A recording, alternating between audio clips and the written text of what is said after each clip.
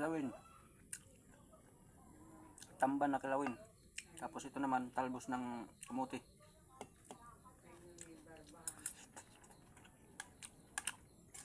Gulay. Sarap.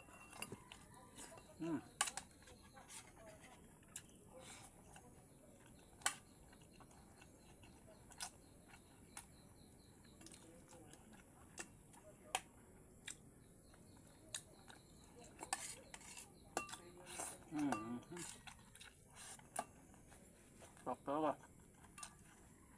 Salamat talaga kay Lord.